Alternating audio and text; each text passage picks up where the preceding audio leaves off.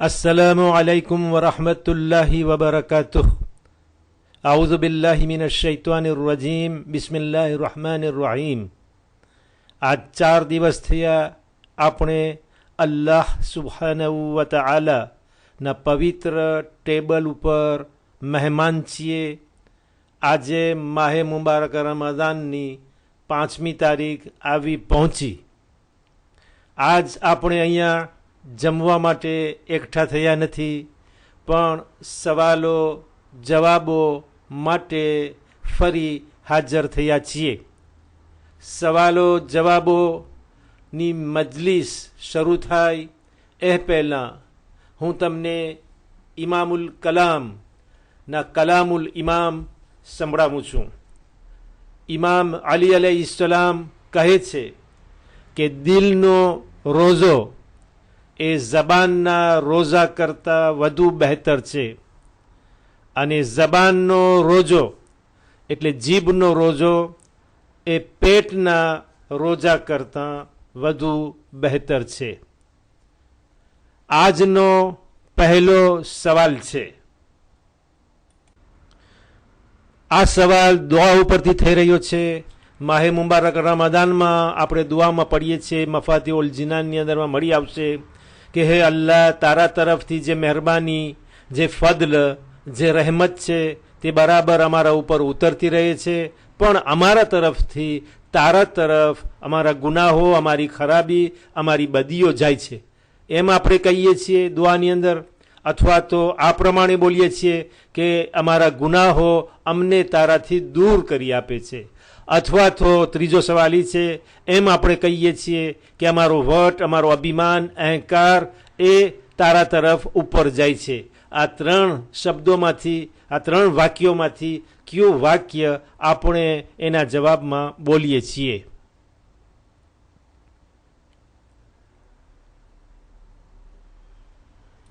જવાબ તમારી સામે નજરે તરી રહ્યો છે। અલ્લાહને આપણે પુકારીએ છીએ કે હે અલ્લાહ, તારા તરફથી જે નેકીઓ, જે ફદલ, જે મહેરબાની ઉતરે છે તે અમારા ઉપર બરાબર આવતી રહે છે, પણ બદલામાં અમારા તરફથી અમારી બુરાઈઓ, ખરાબીઓ, અમારા ગુનાહો એ તારા તરફ ઉપર જાય છે। તેથી આમાં જે જવાબ છે તે સહી છે। આજનો બીજો સવાલ છે તે પણ દુઆ ઉપર છે। મા બાપ માટે દુઆ કરવી તે ઔલાદની ફરજ છે અને મા બાપનો હક છે। આ પણ એક દુઆનો ભાગ છે જે તમે જોઈ રહ્યા છો કે ઔલાદ મા બાપ માટે કેવી રીતે દુઆ કરે છે।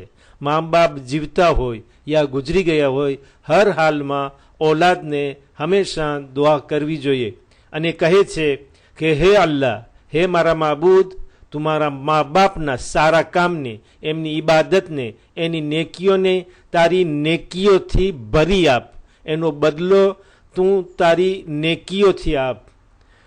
પણ એના ગુનાહો માટે આપણે શું બોલીએ છીએ? 3 જવાબો તમારી સામે છે, એમાંથી એક સહી છે। યા તો આપણે એમ કહીએ છીએ કે મારા મા બાપની બુરાઈઓ, એના ખરાબ કામો, એના ગુનાહોના બદલામાં તું એના ઉપર રહેમત નાઝિલ કર, અથવા તો આપણે એમ કહીએ છીએ કે એના ખરાબ કામ અને ગુનાહોના બદલામાં તેને માફી બક્ષી આપ, અથવા તો એમ કહીએ છીએ કે એના ખરાબ કામના બદલામાં તું એના ઉપર સારું કર, એને સખાવતથી ભરી આપ। આ 3 જવાબોમાંથી કયો જવાબ સહી છે?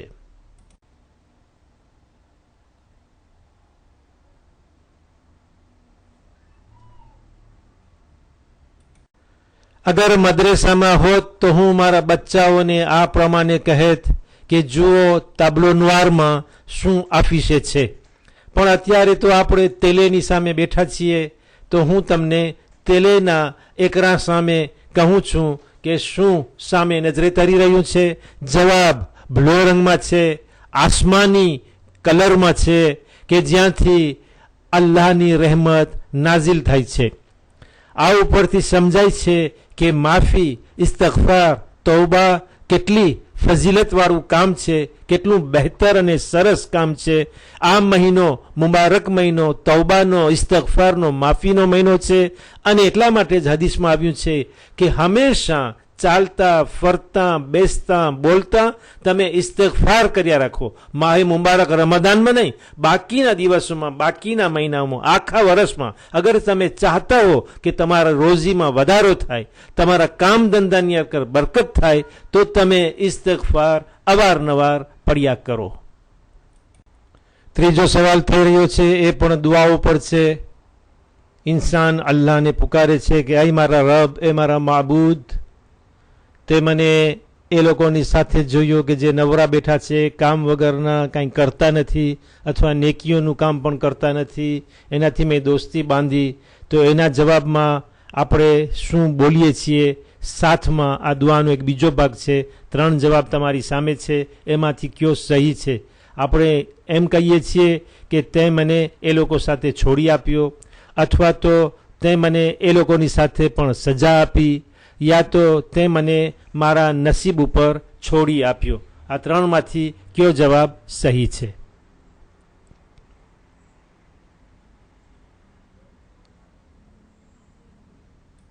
આ ત્રીજા સવાલનો જવાબ એ પ્રતિતા છે, જેમાં આપણે કહીએ છીએ કે તે મને એ લોકોની સાથે જ છોડી આપ્યા, એ લોકોની સાથે જ મૂકી આપ્યા.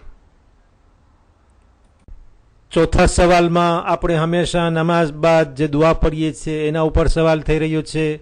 એની અંદર આપણે પઢીએ છીએ કે અલ્લાહુમ્મા क़્દી દૈના કુલ્લી મદીનીન. એનો શું તર્જુમો થાય છે? આપણે શું ખુદાને અરજ કરી રહ્યા છીએ કે હે મારા અલ્લાહ, તું દરેક મુસલમાનના કરજને અદા કરી આપ. અથવા તો એમ કહીએ છીએ કે હે અલ્લાહ, તું દરેક ગરીબના કર્જને અદા કરી આપ. અથવા તો એમ કહીએ છીએ કે હે અલ્લાહ, તું દરેક કરજદારના કર્જને અદા કરી આપ. આ 3માંથી કયો જવાબ સાચો છે તે બતાવશો. વાત કર્જની જ છે, કર્જની જ વાત થઈ રહી છે, પણ કેનો કર્જ? મુસલમાનનો, ગરીબનો, યા તો કર્જદારનો?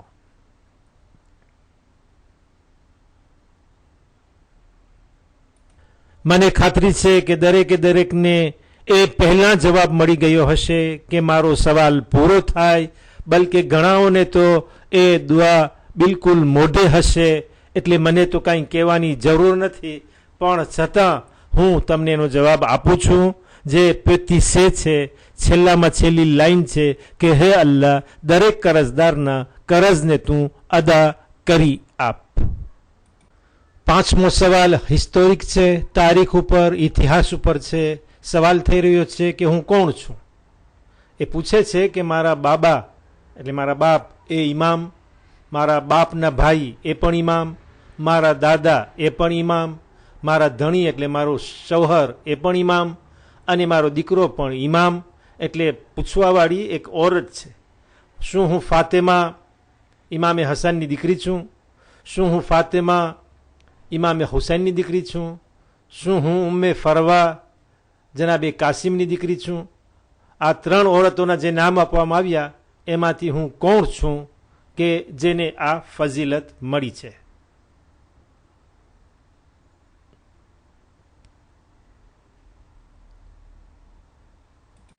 ઘણી વખત આપણે વાત સાંભળી હોય, વાંચી હોય, પણ યાદ આવતી ન હોય. યાદ આવે તો જીભ ઉપર તે નામ આવે નહીં.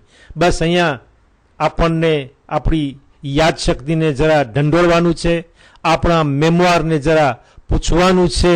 એ વાત તો મગજની આર્શિવની અંદરમાં દફન થયેલી છે, પણ હું તમને બતાવીશ એટલે તમને તરત જીભ ઉપર આવી જશે.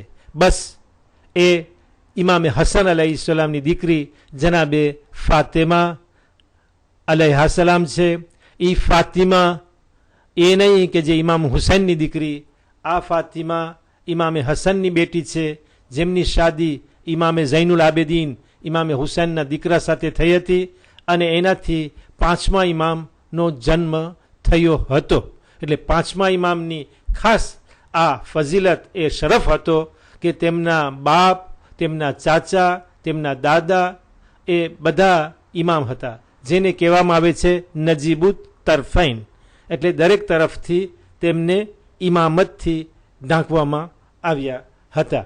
અને ઉમ્મે ફરવા તે એ કાસિમના બેટી નથી કે જે કાસિમ કરબલાના છે, ઇમામે હસનના દીકરા, પણ આ જનાબે કાસિમ મોહમ્મદ ઇબ્ને અબી બકરના દીકરા છે. બહુ જ એક મોટા આલિમ હતા, મુસ્તહિદ હતા, મદીનાના મશહૂર ફુકહાઓમાંથી એક હતા. દુઆમાંથી જઈને આપણે તારીખ ઉપર, ઇતિહાસ ઉપર ઠેક મારી.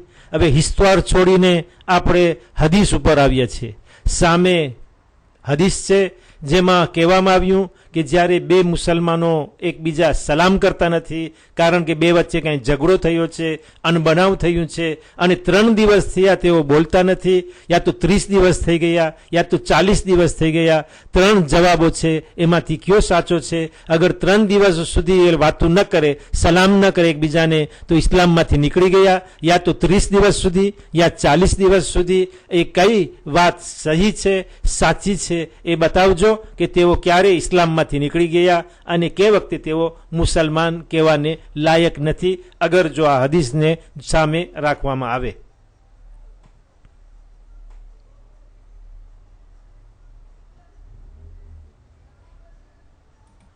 ચાલીસમું તો બહુ જ દૂર છે, મુસલમાનની ઝિયારત પતી જાય છે.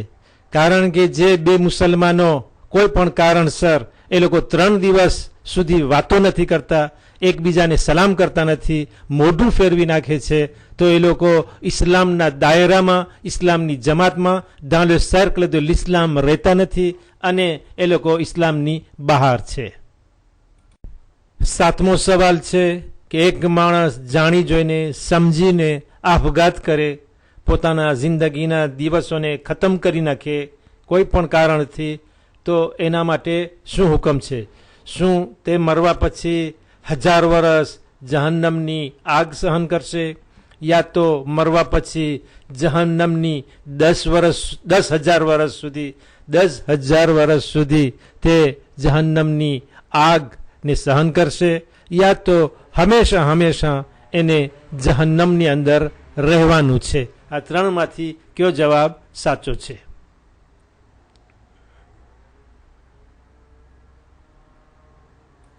જાણી જોઈને, સમજીને આપઘાત કરનાર ઉપર સખ્ત અઝાબ છે. એ હંમેશા હંમેશા જહન્નમનો હકદાર બને છે. આપણે 8મા સવાલમાં આવ્યા. સવાલ થઈ રહ્યો છે કે એક માણસ માહે મુબારક રમઝાનનો રોજો રાખ્યો છે, કાન દુખે છે, કાનમાં દવા નાખે છે, કાનમાં જે ટીપા નાખવાના હોય છે એ એમાં નાખે છે, એક કાન હોય યા બીજા કાનની અંદર.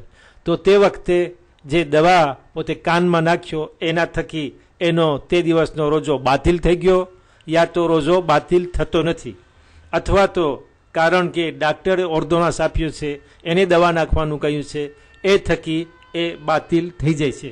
3માંથી કયો જવાબ સહી છે તે બતાવશો.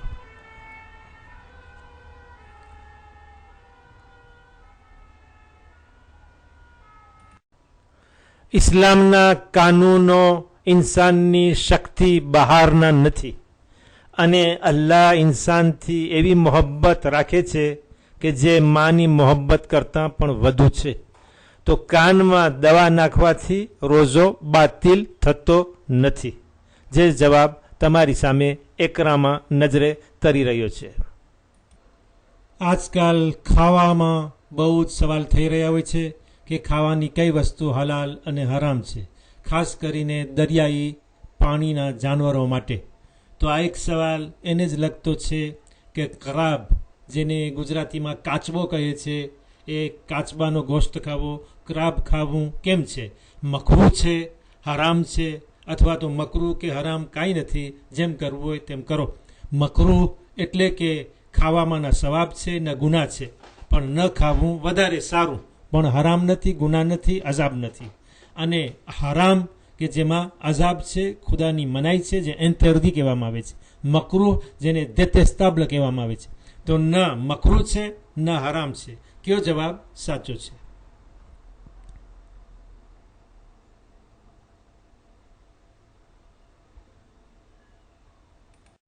કાચબો ખાવો, ક્રાબ ખાવું તે બિલકુલ હરામ છે.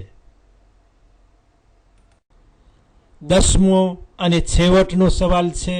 સવાલ બહુ જ નાનો છે, ભલે પછી લંબાણમાં દેખાતો હોય એકરા ઉપર, પણ બહુ જ મહત્વનો સવાલ છે. જિંદગીભરનો એક સવાલ અને જવાબ છે, જે બચ્ચાઓને મદ્રેસામાં શરૂઆતના પાઠમાં જ શીખવાડવામાં આવે છે. બચ્ચાઓ તેના ઉપર બહુ જ ધ્યાન આપે છે.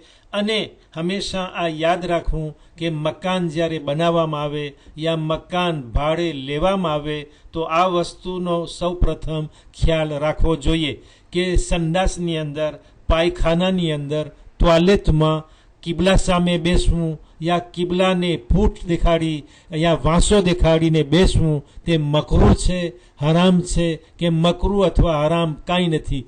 જેમ બેસવું હોય તેમ બેસી શકો છો. જે દિશામાં ચહેરો રાખવો હોય તે રાખી શકો છો. નોર્થ, સ્યુદ, એસ્ત, વેસ્ત જેમ બેસવું હોય એમ બેસવું કે પછી કિબલાનો બહુ જ ખ્યાલ રાખવો જોઈએ.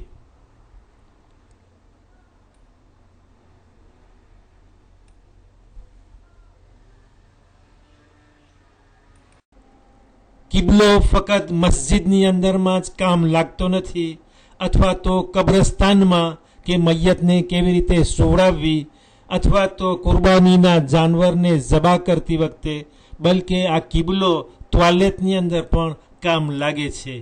ટોયલેટમાં, સંડાસની અંદર, પાયખાનામાં કિબલાની સામે બેસવું અથવા કિબલાને પોતાનો વાંસો દેખાડવો તે બિલકુલ હરામ છે. તેની મનાઈ કરવામાં આવી છે. તે નાજાયઝ કામ છે. મારા ભાઈઓ અને બહેનો, આપણો આજના સવાલ જવાબનો પ્રોગ્રામ અહીં ખત્મ થાય છે. ઇન્શાઅલ્લાહ જિંદગી રહી તો કાલે આપણે સાથે આ જ પ્રોગ્રામમાં, આ જ વખતમાં મળશું. મને આ સવાલ જવાબના પ્રોગ્રામ કરતાં તમારી ઝિયારત વધુ પસંદ છે. તેની રાહ જોતા ત્યાં સુધી અલ્લાહ હાફિઝ અને વાલૈકુમ સલામ વરહમતુલ્લાહિ વબરકાતુહુ.